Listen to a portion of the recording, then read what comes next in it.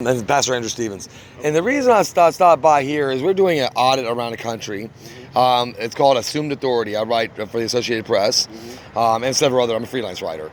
And what we've learned in America is that properties that were a lot larger at times have been sold off to different people and to make money, profiteering things.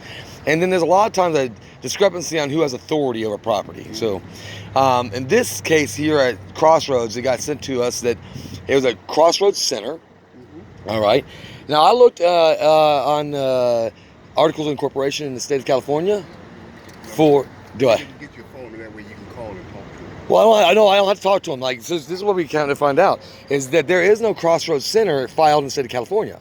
There's a West Star Associates, owned, and that's owned by a guy named William T. Best. Best is his last name, Mr. Best, Robert Best.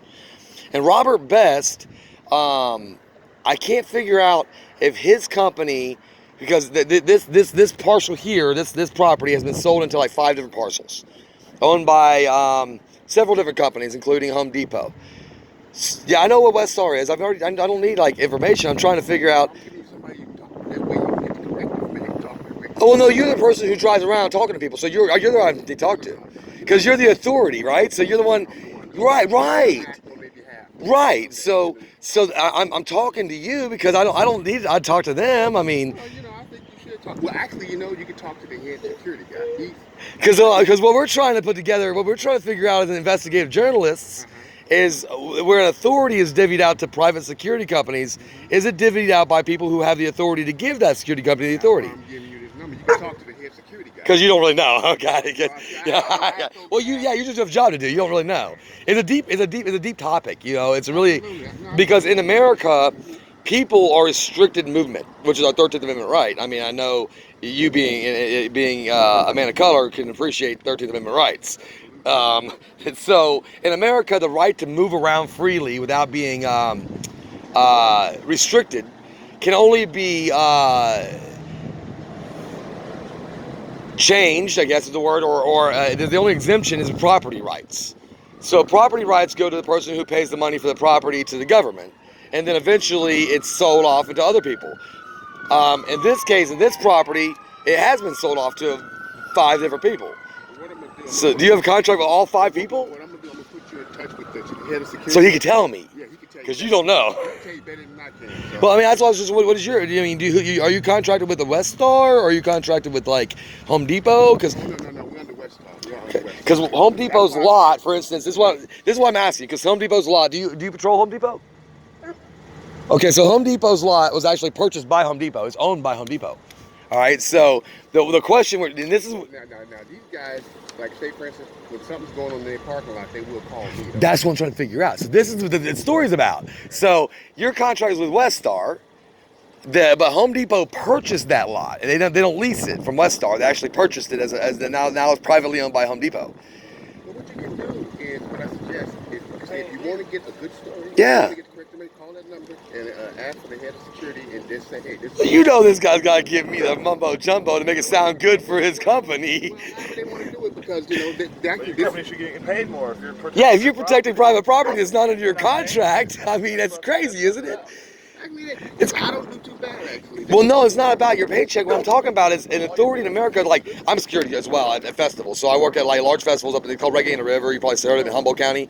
Yeah, we work security as well. We call ourselves a peace crew. We do things a little different. Well, I also do the fairs and stuff. Oh, so you're familiar. So I am familiar with security duties in the way we did it.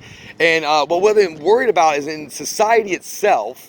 With these corporations, now we're in a Republican administration, which has traditionally believed that companies and corporations should be more government, should be put on more on their backs than on governments. That's how Republicans have always been. Small government, big business. So now we're in a world where that is the thing, which is driving hard. You have these corporations buying swaths of land. Well, that's real land. I mean, that's America. So they're buying the swaths of land. And then there are a lot of them, like we've seen Walmart, that are then having police officers patrol. Well, that's tax paid. So private company buys all this land, and then they would have a security bill, That they would do and keep it. They'd have to pay their own security costs. But instead they're using, and this is what most of the story's about, they're using police officers to come in and do their security work. Well, if you subsidize the cost of your security budget to the tax dollar, it makes it a lot easier to charge less money per item in store. It keeps costs low, prices low. Which what that really ultimately means is that Joe down the street, who would love to have a shoe shop, but he doesn't have Walmart's ability to use tax dollars to subsidize his costs. He can't compete against Walmart's pricing because they're subsidizing their costs with public dollars. So that's... Well, you know what? You got a really good point. It's a good story, isn't it? I really think that, I would like for you to give them a call. I will. And that way he can give you the right information. Yeah, you're good at your job, man, and I appreciate you, for real. Oh, yeah, we won't be here long. We're actually, we were also checking out was the, here they have a panhandling sign, and they have an ordinance in Santa Maria that says that, I'm familiar.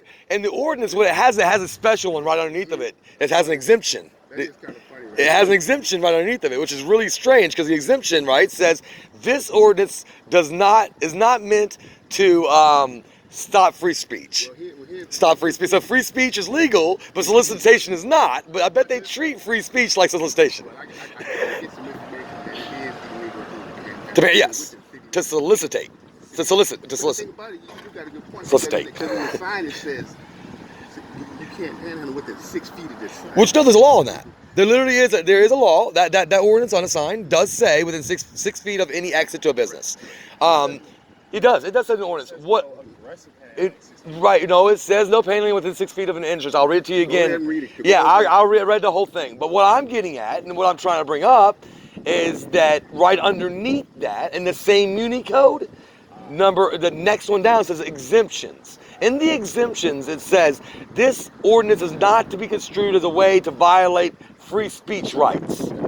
So if you were holding a sign that said smile or Jesus loves you, especially because I'm an ordained minister, if you hold a sign that says Jesus loves you, and this is what started our whole audits years ago. I was holding a sign that says Jesus was a transient in Texas. And they said that was solicitation. I said, I'm not taking any donations. I'm just holding a sign promoting Jesus. And they said, well, that's solicitation. I held the same sign, but I had it printed at the local fast signs, and the cops didn't care. And I was like, hold on. So what's really illegal? Me holding a cardboard sign or me soliciting? So because you can't come against free speech rights, you can only come against solicitation because that's a commercial activity. And that has been an ongoing problem of society for the last 6 years. We've been studying it. You got to work, man. Oh, dude, I'm sorry. Thank you for having me patient with me. All right, take care, brother.